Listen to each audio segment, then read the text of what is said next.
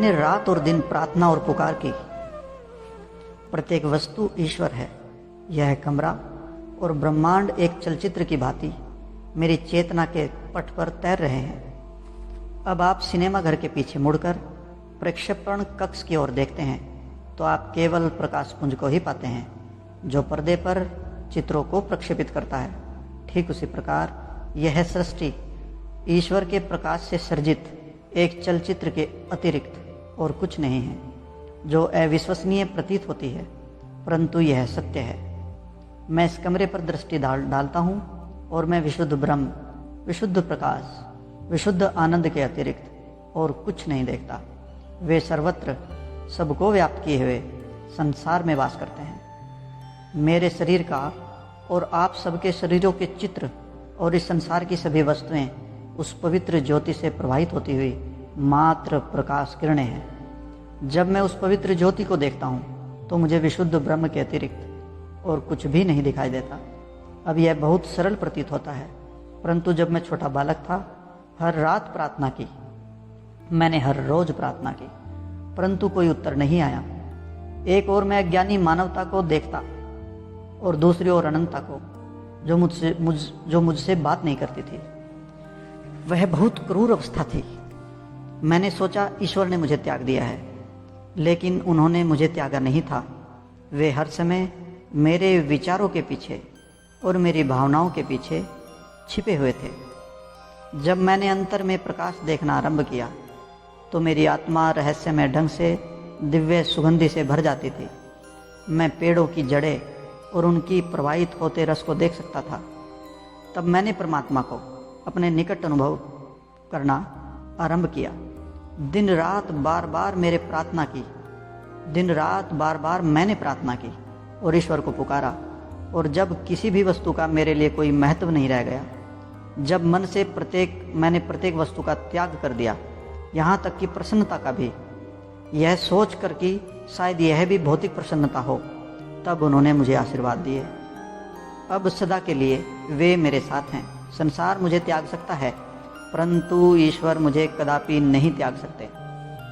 मैं नहीं जानता ये सब बातें मैं आपको क्यों बता रहा हूँ, परंतु मुझे लगता है कि मुझे ऐसा करना चाहिए।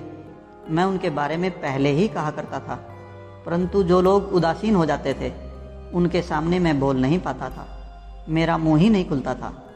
इस बार उन्होंने ही मुझसे कहलवाया कि आप यह जान जाएं कि प्रभु के अतिरिक्त जीवन में और कुछ महत्वपूर्ण नहीं है, अन्य सब कुछ चला जाएगा।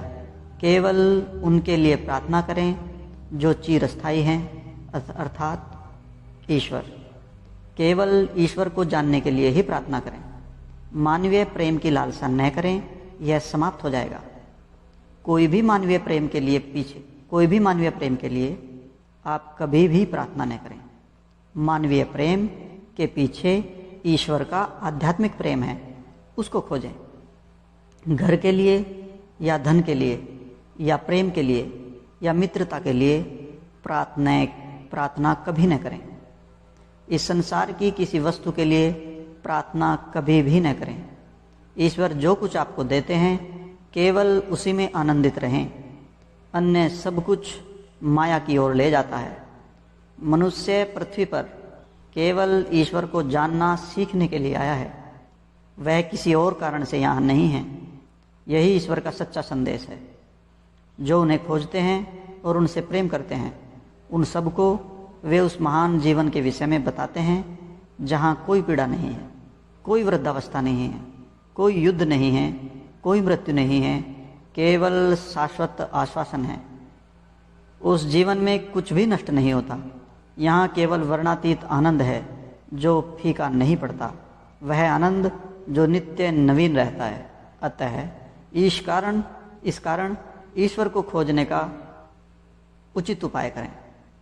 वे सभी भक्त जो सच्चाई से उन्हें खोजते हैं, वे उन्हें अवश्य प्राप्त करेंगे। जो ईश्वर को प्रेम करना चाहते हैं और उनके साम्राज्य में प्रवेश करने की लालसा रखते हैं और जो सच्चे हृदय से उन्हें जानना चाहते हैं, वे उन्हें पालेंगे। दिन और रात उनके लिए आपके मन में इच्छा सदा बढ़ती रहनी चाहिए। वे आपको दिए गए वचन को अनंतता तक निभाकर आपके प्रेम का प्रति उत्तर देंगे और आप अंतहीन आनंद और सुख को जान जाएंगे।